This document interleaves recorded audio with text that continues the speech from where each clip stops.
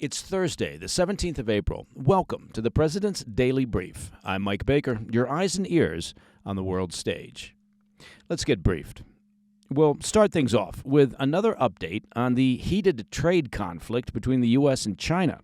After days of back-and-forth retaliations and recriminations, Beijing now says it's open to talks, but only if President Trump shows some respect.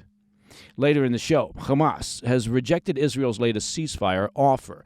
Ooh, look, I'm currently wearing my not surprised face. The proposal called for a pause in fighting, the release of more hostages, and even talks on disarming Gaza militants. But Hamas isn't budging. And in part, they're not budging because, well, frankly, they really don't care how many Gaza residents have died as a result of Hamas's 7 October 2023 attacks and Israel's subsequent response.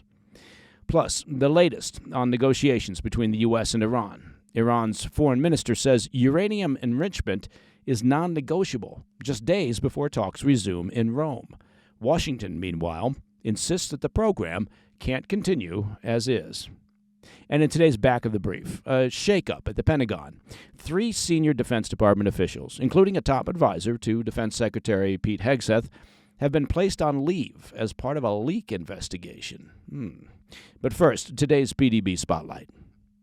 China appears to have made overtures to the Trump White House in the ongoing trade war with the U.S. After weeks of tit-for-tat retaliatory trade measures, say that 3 times fast, Beijing is now signaling it may be open to negotiations, but only on its terms. According to Bloomberg, Chinese officials are laying out several conditions before they'll come to the table. Among the top demands, more, quote, respect from President Trump and his team. That reportedly includes dialing back disparaging comments from U.S. cabinet members and maintaining a more consistent negotiating posture. More specifically, it would probably require an apology from Vice President J.D. Vance, who last week said that America was borrowing money from, quote, Chinese peasants. Apparently, and this is not a surprise, the Chinese Communist Party, the CCP, didn't take too kindly to that comment. China also wants the White House to address concerns around American sanctions and Taiwan. Specifically, Beijing is pushing for a rollback of targeted sanctions on Chinese firms and officials. On Taiwan, Chinese officials insist the U.S. scale back military and diplomatic support, viewing it as interference in what they consider internal affairs. Finally, Beijing also wants the U.S. to designate a point person to oversee talks. China has no preference, apparently, for who that is, but they want the person to be clearly speaking and acting with Trump's authority. It's reported that Xi Jinping also wants a pony. A spokesman for China's foreign ministry put it this way, quote, if the U.S. really wants to resolve the issue through dialogue and negotiation, it should stop exerting extreme pressure, stop threatening and blackmailing, and talk to China on the basis of equality, respect, and mutual benefit, end quote. At the White House, Press Secretary Caroline Leavitt responded earlier this week, saying President Trump is open to reaching a deal, but that Beijing needs to make the first move. This all comes as the White House has confirmed that certain Chinese products are now subject to tariffs as high as 245%. Meanwhile, the economic toll on China, is becoming harder to ignore. According to the South China Morning Post, container shipping traffic is plummeting on trans-Pacific routes. Bookings from China are down between 30 to 60% over the next 3 weeks, forcing some shipping companies to cancel routes altogether. A market intelligence firm cited in the report, Lynalytica, said the tariffs have effectively priced many Chinese exporters out of the American market, especially smaller manufacturers in southern China who simply can't absorb the cost. So, while Beijing may not like the pressure campaign, the numbers suggest that it's starting to take a bite out of China's exporting, and for now, they're inching toward the negotiating table. At least, apparently, it seems that way. Whether that leads to a deal or a deeper standoff could come down to how both sides play during the next few weeks. All right, coming up next, Hamas rejects Israel's latest ceasefire proposal, and Iran draws a red line ahead of nuclear talks, declaring uranium enrichment is non-negotiable. I'll be right back. Hey, Mike Baker here. Well, I'm pleased to announce that it's grilling season. I'm also pleased to give you this pro tip about where to find the finest beef to throw on the grill. I'm talking about a classic American business. It's generations of family raising high-quality beef in the great state of Texas. So, of course, I'm talking about Tri-Tails Beef. Look, this is not some corporate meat factory. It's not some faceless corporation. Tri-Tails is a fifth-generation Texas ranch where cattle are pasture-raised, grain-finished, and raised the right way. They handle the beef on site and ship it straight to your door. There's no middlemen. There's no mystery here. All their beef is sourced to match the genetics and care they've built their herd on, ensuring consistent marbling, tenderness, and rich flavor in every cut. As we say, small batch, big flavor. You can taste the difference the moment it hits the grill. Now, whether it's a ribeye, a filet, or a New York strip, it's the kind of beef that brings people together. USDA prime and choice, hand-packed, and ready for your table. And right now, they've got a special offer just for PDB listeners. Go to trybeef.com, PDB. And right now, they've got a special offer just for PDB listeners. Go to trybeef.com/PDB and get 2 free flat iron steaks with your first box over $250. That's trybeef.com/PDB. Support real ranchers and eat like you mean it. Welcome back to the PDB. Hamas has rejected a new ceasefire proposed by Israel that offered a 45-day pause in fighting, the release of hostages, and negotiations on disarming Tariff actions in Gaza, stalling what mediators had hoped might be a breakthrough in efforts to end the war. The proposal, delivered to Hamas by mediators in Cairo over the weekend, was seen by Egyptian officials as a pivotal opportunity to shift the trajectory of the conflict. Speaking to NPR on Tuesday, mediators said there'd been cautious optimism that an agreement could be reached within weeks, but that optimism faded amid hardline positions. As part of the proposed deal, Hamas would free 10 living hostages over the course of the 6-week truce, roughly half of those believed to be alive in Gaza, starting with Israeli-American Eden Alexander on the first day. In exchange, Israel would free nearly 1,400 Palestinian prisoners and terrorists, many serving life sentences. During the 45-day ceasefire, Israel and Hamas would begin, quote, day-after negotiations aimed at reaching a permanent end to hostilities, including terms for the disarmament of Hamas and other Gaza-based terror factions. If those talks produced an agreement, well, the remaining hostages would be freed before the 6-week period expired. According to mediators, the offer also includes a provision to ease Israel's restrictions on the flow of humanitarian aid, including food, fuel, and medicine, into Gaza. However, Israel demanded the establishment of a new distribution mechanism to prevent the diversion of supplies by Hamas. That's a point that remains under active discussion. Yet, even as the proposal offered a diplomatic off-ramp, Egyptian officials caution that Israel could shred any potential ceasefire if a deal does not include U.S. guarantees for a permanent end to the war. While Hamas has expressed willingness to release additional hostages, it's firmly rejected Israel's demand for disarmament, calling it a non-starter. The terror group insists that any agreement must include a full Israeli withdrawal from Gaza, a permanent cessation of fighting, and international guarantees to begin reconstruction in the territory where more than 90% of homes have been damaged or destroyed, and that's according to UN estimates.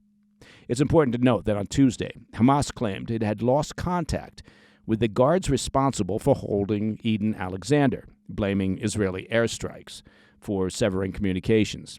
Israel declined to comment on the allegation. Israeli officials have not publicly disclosed the full details of the proposal, but have continued to apply military pressure on Hamas.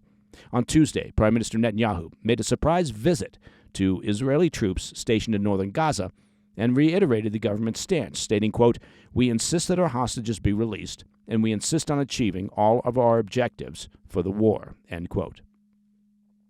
The following day, the Israeli military revealed that it's preparing for a broader offensive if negotiations should fail. Defense Minister Israel Katz has repeatedly warned that if the hostages are not released soon, Israel will launch a wide-scale ground campaign to eliminate Hamas. The Israeli Defense Forces said no deadline has been set for a full invasion and that the timing would be left to political leadership. The IDF warns that a major ground offensive would likely derail ceasefire negotiations entirely, yeah, that seems likely, and further endanger the 59 hostages still believed to be in Hamas custody. All right, turning to Iran, where in a sharp escalation ahead of high-stakes nuclear talks, the regime's foreign minister declared uranium enrichment, quote, non-negotiable, rejecting U.S. demands for the full dismantlement of its nuclear program. The statement from Foreign Minister Abbas Araghchi lands just days before he's scheduled to meet President Trump's Middle East envoy, Steve Witkoff, for a second round of negotiations, this time in Rome on Saturday. The meeting marks a continuation of the highest-level contact between the two nations since Trump withdrew from the 2015 nuclear accord in 2018 and reinstated sweeping sanctions as part of his maximum pressure campaign. Since returning to office, Trump has doubled down on that approach while also signaling openness to a new deal, although on his terms. But the diplomatic rift deepened this week after Witkoff appeared to reverse course. On Monday, he told Fox News that Washington would accept capped uranium enrichment up to 3.67%. Now, that's the limit that was imposed under the original 2015 nuclear deal. But by Tuesday, Witkoff hardened his line, declaring in a post on X that Iran must, quote, stop and eliminate enrichment altogether. He added, quote, a deal with Iran will only be completed if it is a Trump deal, insisting any final arrangement must dismantle Iran's nuclear infrastructure in its entirety. The pivot drew swift condemnation from the foreign minister of Iran. He told reporters after a cabinet meeting, quote, Iran's enrichment is a real accepted matter. He added, quote, we're ready to build confidence in response to possible concerns, but the issue of enrichment is non-negotiable, end quote. He closed with a warning that continued mixed messaging from Washington would only deepen mistrust and result in problems. His warning was echoed by Supreme Leader Ayatollah Ali Khamenei, who acknowledged that while talks had begun on a promising note, they remained on uncertain ground. In remarks broadcast on state TV, Khamenei said, quote, the negotiations may or may not yield results, calling Iran, quote, pessimistic about the other side, but confident in its own position. Adding to the stakes, Axios reports Trump convened top national security officials at the White House this week to prepare for the talks. Trump told reporters, quote, they can't have a nuclear weapon, and they've got to go fast, threatening harsh consequences if the Iranian regime delays or defies U.S. terms. Despite the heated rhetoric, both sides have signaled that Saturday's meeting will explore a framework for future negotiations. And notably, the first round of talks was described as, quote, constructive by both delegations. But as the clock ticks, Iran does continue to ramp up its nuclear program. It's now enriching uranium to 60% purity, which is far above civilian energy needs and dangerously close to weapons-grade levels. Tehran insists the program is for peaceful purposes, yet it's barred international inspectors from accessing key facilities, heightening suspicions, of course, about its intentions. Whether the upcoming negotiations lead to a diplomatic breakthrough or collapse in a stalemate may hinge on whether either side bends on what Trump has called the bedrock principle that the mullahs cannot have a nuclear bomb. No nukes for you. Okay, coming up next on the back of the brief. A Pentagon leak investigation sidelines 3 senior officials, including a top advisor to Defense Secretary Pete Hegseth. We'll have those details next. Hey, Mike Baker here. Well, tariffs, that ugly trade war, it's thrown the global economy into chaos, right? That's not a statement of the obvious. Oh, wait, it is a statement of the obvious. Look, potential widespread inflation tied to massive supply chain disruptions, well, it's weighing heavily on everybody. But there is a silver lining that some people have missed. And actually, it's not just a silver, it's a gold lining as well. Look, President Trump specifically exempted gold and silver bullion from these sweeping tariffs. And while these new policies are triggering some significant financial chaos, the administration preserved your ability to diversify into precious metals. If you're concerned about your savings, I encourage you to have a free consultation with a Birch Gold precious metals specialist. It's very simple. The first step is to text PDB to 989-898 and receive your free, no-obligation information kit on gold. Learn how to hold gold and silver in a tax-sheltered account. Birch Gold will help you convert an existing IRA or 401k into a gold IRA for no money out of pocket. Find out why so many Americans trust Birch Gold Group to help protect their savings with gold. With an A-plus rating with a Better Business Bureau and thousands of thankful customers, text PDB to the number 989-898. Again, Text PDB to 989-898 to claim your free information kit right now. In today's Back of the Brief, a leak investigation is rattling the Pentagon's top ranks as 3 senior officials have been placed on administrative leave, including a close advisor to Defense Secretary Pete Hegseth. Dan Caldwell, an advisor to Hegseth, was reportedly escorted out of the building earlier this week. Also sidelined and escorted out of the Pentagon was Darren Selnick, the Pentagon's deputy chief of staff.